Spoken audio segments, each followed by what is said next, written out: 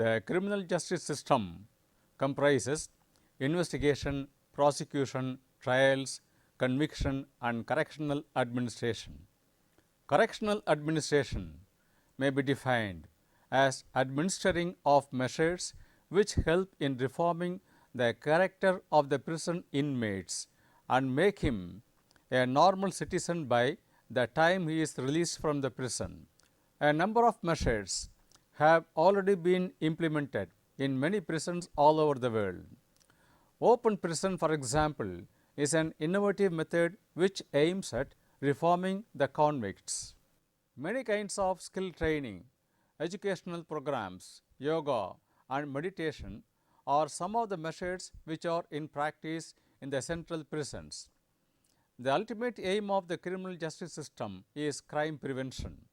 Correctional administration plays a greater role in crime prevention than the police and the courts. Correctional administration refers to various reform measures practiced in the central prisons of various states in India and also in the districts. The central aim of criminal justice system is to prevent crimes. Until the 19th century and the early 20th century, it was generally believed that crimes could be prevented only by separating the criminal from the society, putting him in confinement within the four walls of the prison and inflicting harsh punishments in proportion to the severity of the crime one committed. Death sentence, imprisonment until death, torture, maiming of the body parts, hanging the accused upside down, putting hot iron on the body, etc., were in practice until the 19th century end. During the later part of the British rule in India, their governors like Warren Hastings and Lord Bentinck attempted to introduce humanistic measures in the prisons with a view to treating the prisoners as human beings. The 1948 Charter of Human Rights Declaration of the United Nations created new waves of thoughts on the rights of the prisoners. From the 1950s, the attention of criminologists, sociologists and also some prison officials with a progressive thinking turned to reforming the prisoners so that they would give up their criminal tendency. In the literatures and reports, the word inmates replaced the words like prisoners and convicts. Gradually, the textbooks on criminology and criminal justice system included correctional administration. The central aim of correctional administration is reforming the inmates of the prisons and make them fit for the mainstream of the society again. This includes a wide variety of measures like education, skill training, games and sports, entertainments, etc., practiced both inside the prison and outside the prison on release. With increasing number of human rights organizations all over the world, awareness of prisoners' rights and to correctional administration is also on the rise. To what extent this awareness is translated into practices depends on the conditions prevailing in different prisons and states. However, it can be said that the prevailing situation is much better than what it was decades back. What is the need for correctional administration? This question needs to be answered from many angles, such as criminological, sociological, psychological and administrative angles. We may possibly include political angle also. Correctional administration is needed from criminological point of view for the reason that crime, if found to be on the rise, must be prevented from occurring further. This is the aim of the criminal justice system. When we say crime must be prevented, it implies that the criminals must be prevented from committing the crime again through appropriate correctional administration measures. Secondly, correctional administration is needed from sociological angle because any society cannot live in peace if crimes are increasing. Increasing crimes lead to increasing fear of crimes in the society. This also implies that fear of law will be on the decline. This may lead to social disorder and anarchy. Moreover, increasing crimes and increasing number of criminals may divide the society as criminal population and non-criminal population. If correctional administration becomes ineffective, there will be no difference between the inside and outside of a prison for the professionals. This may lead to increasing number of first offenders who will become professionals soon, and you may imagine the state of society where criminals are increasing in number. Thirdly, from psychological angle, correctional administration is needed to change the very criminal psychology of the inmates both inside and outside the prison. In the absence of effective correctional measures, the first offenders may easily fall into the company of the professionals in the prison and may become tough and rough. Moreover, the inmates, whether they are professionals or first offenders, should not be allowed to think that their criminality and jail life are only a temporary phenomenon and not a permanent feature. Even in the case of life convicts, although the Supreme Court has said that they must be in the prison throughout their life, depending on their behavior, the convicts get remission of sentence and easy paroles. In spite of some correctional measures found in practice in the jails, often we see reports of prison riots, murders within the prison, escape of prisoners, suicide of inmates, smuggling of banned materials inside the prison, and other kinds of acts of indiscipline. All this mean that the correctional measures in practice now are ineffective and insufficient. Fourthly, we are able to see the need for correctional measures from administration angle very much. As per the statistics released by the National Crime Records Bureau, the 1382 jails in India can accommodate 3,33,782 inmates, but there were 3,72,296 in December 31st, 2011.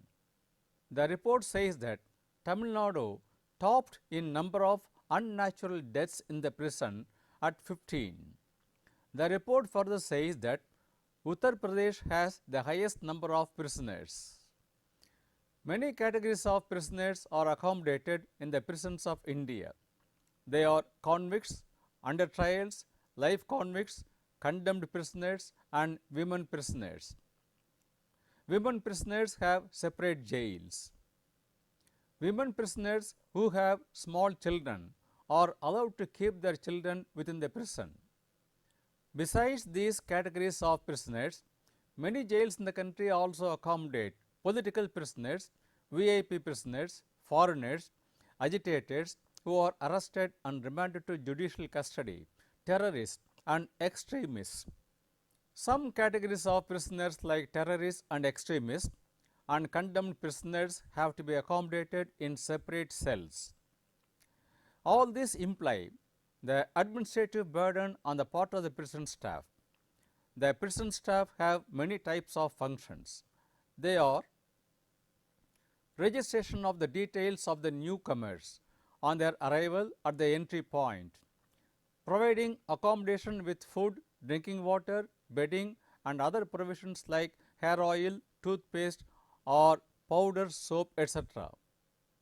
Providing toilet and bathing facilities to the inmates with adequate water supply.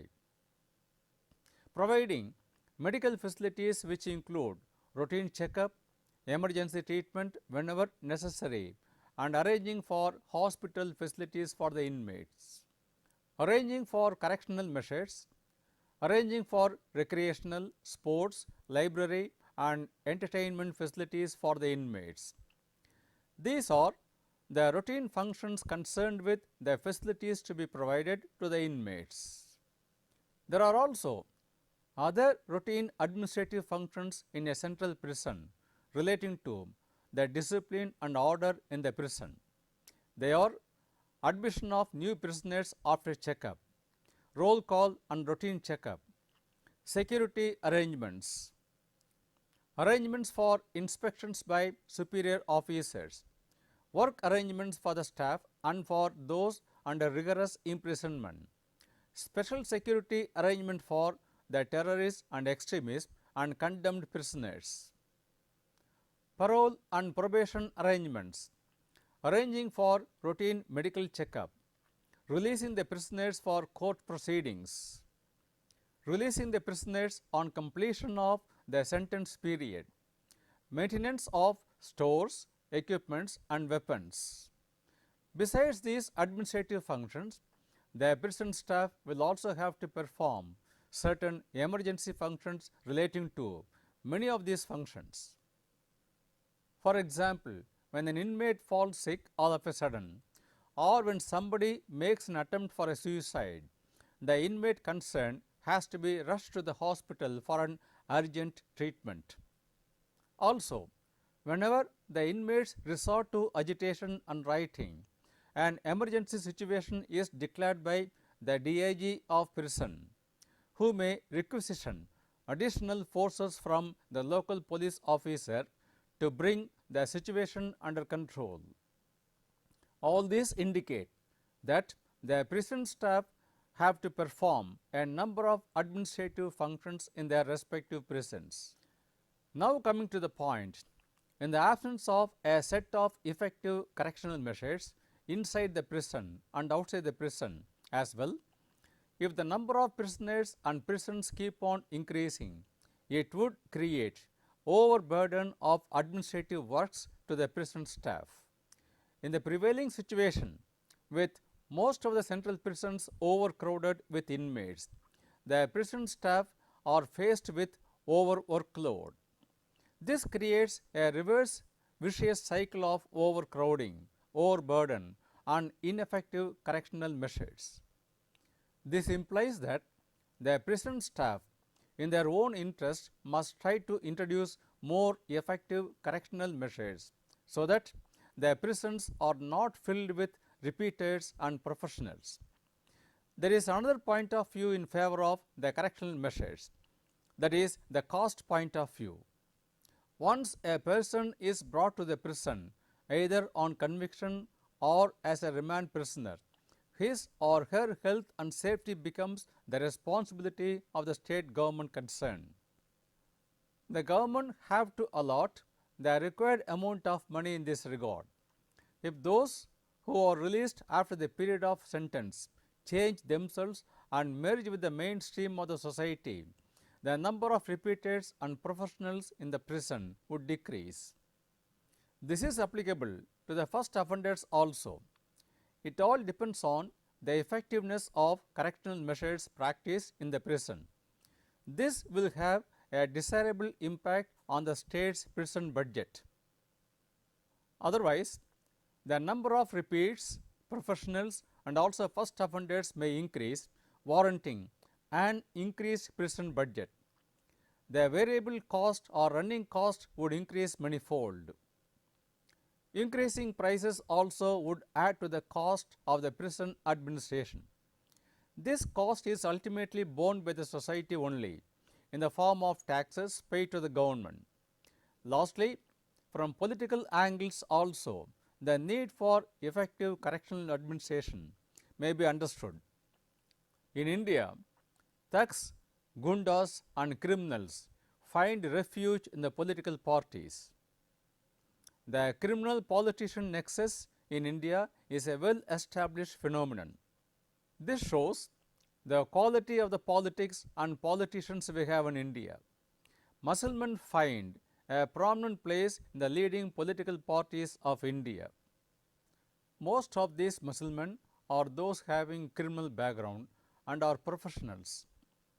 When they are in prison, at least some of them would lead a normal life if they come under correctional measures.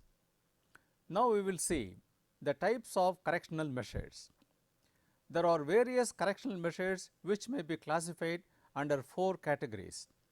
They are prison based correctional measures, community based correctional measures, correctional measures for juveniles and juvenile offenders, and open prisons.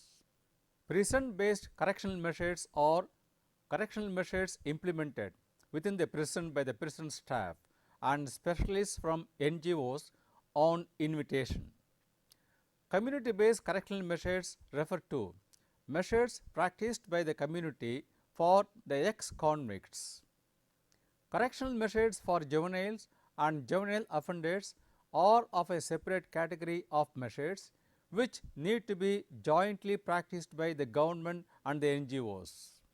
Lastly, the open prison system is an advanced category of correctional measure which combines the first two categories, namely prison based measures and community based measures. All these 4 categories of measures aim at 3 goals. They are character oriented measures, career oriented measures, and physic oriented measures. An integrated approach combining these 3 categories of measures is necessary to achieve the desired goals. The aim of character oriented measures is to change the character and behavior of the inmates from criminal character to non-criminal and normal character. It also implies that one must repent for the criminal act he had committed. To some extent, this can be achieved by conducting philosophy and religion oriented lectures by inviting philosophers and religious heads. This needs secular arrangements covering all the religions, or the programs may have to be conducted separately for people of different religions. Conducting yoga and meditation classes among the inmates produces good result in improving their behavior. Character molding is a basic requirement for all other goals. However, it may not be possible to administer character molding measure to one and all simultaneously because some of the inmates may not respond to them. Character molding measure imply giving up the negative characters like vengeance, anger, disregard for the law, short temper, lethargy, aversion to people around, and restlessness.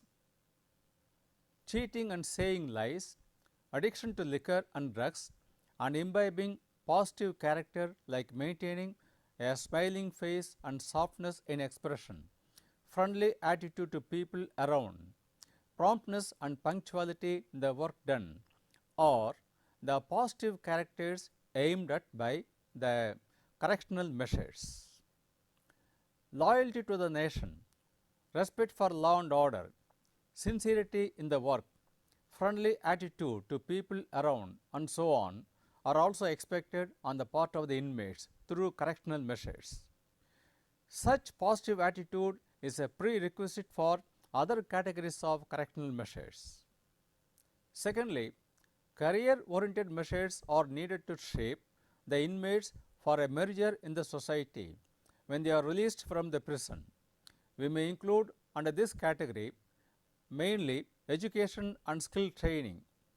With appropriate educational programs and skill training, the inmates can not only be prepared to take up a job on their release, but also to have a different outlook in their job. Education and skill training form the core of the entire correctional programs. Thirdly, the physique-oriented programs are meant for maintaining the physique of the inmates in good shape and healthy condition. Good health and reasonably good physique are necessary for anyone to earn his or her livelihood. The inmates may be given daily physical exercise in the morning at an appropriate time. Physical fitness is a basic requirement for taking up any job. Besides physical exercise, games will also help in maintaining one's physique. These 3 programs together can definitely work towards achieving the goal of reforming the criminal and putting them back into the mainstream of the society. However, the success of these programs of reformation depends on certain preconditions. They are: the prison staff should have full involvement in such programs, necessary infrastructure, presence and participation of experts in the programs, availability of finance to carry out the programs, assessment of the inmates' attitude towards the program, motivating the families of the inmates to accept them under normal conditions when the inmates are released, liaising with the institutions and universities for the conduct of educational courses for the inmates, sanction of the higher authorities for the programs. However, what all we hear about correctional policies, we find them not practiced in full spirit. The reasons are the discretionary powers exercised by the prison officials over the inmates, resulting in commotion among the inmates. From the 1970s and the 1980s, a role conflict with reference to the correctional officers has arisen because of increasing human rights activism and increasing awareness to correctional measures. In practice, only those officers who have basic humanism show some interest in correctional measures. On the contrary, prisons are still administered as centers of authority, exercising a punitive policy towards the inmates. The inmates are always kept under threat in most of the prisons. Many prisons in the country are known for the cruel treatment meted out to the inmates on even the slightest commotion on the part of the inmates. In turn, the inmates also become restless and lawless and violent when they are subjected to extreme punitive measures. Another anomaly about the correctional measures is that the prison staff cannot and do not function as correctional officers.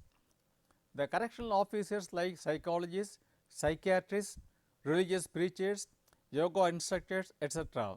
are brought from outside. Such people are expected to observe the prison formalities which impose a constraint on the correctional measures. Many kinds of subcultures are seen on the part of the prison staff.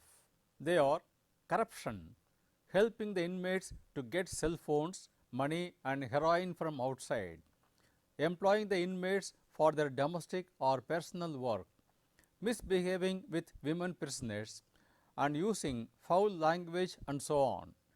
Another problem faced by the correctional staff is paucity of resources needed for correctional programs. Overcrowding is a perennial problem in most of the central jails. Because of overcrowding, the prison staff spend most of the time in maintaining law and order in the prison, and they are not able to pay enough attention to the correctional measures. Studies have proved the inhuman conditions prevailing in the prisons. Delhi Tihar Central Jail was once notorious for the inhuman treatment of the inmates. Suicides and suicide attempts of the inmates have become common in the jails. This is true of many countries also. Attempts were made during the British rule to introduce reforms in the jails. The Jail Committee of 1924 prepared a good report for the improvement of conditions in the prison. However, only after independence in 1947, correctional measures received greater attention. The Government of India invited Dr. Reckless, a UN expert in 1961, to study the prisons of India and give his recommendations for reform. Following the Conference of Inspectors General of Prisons in 1952, the All India Jail Manual Committee was appointed. The committee submitted the Model Prison Manual in 1959 with its recommendations. On the basis of this recommendation, the Central Bureau of Correctional Services was established in 1961 to follow up the progress in this direction all over the country. This was followed by the Working Group on Prisons set up in 1973 to suggest for improving the conditions in the prisons in India. The committee suggested that alternatives to imprisonment might be worked out to avoid overcrowding in prisons. Again, in 1983, the All India Committee on Jail Reforms gave its recommendations for improving the prison administration in the country. Following the recommendations of the Conference of Chief Secretaries and Inspectors General of Prisons, the Regional Institute of Correctional Administration was established in Tamil Nadu.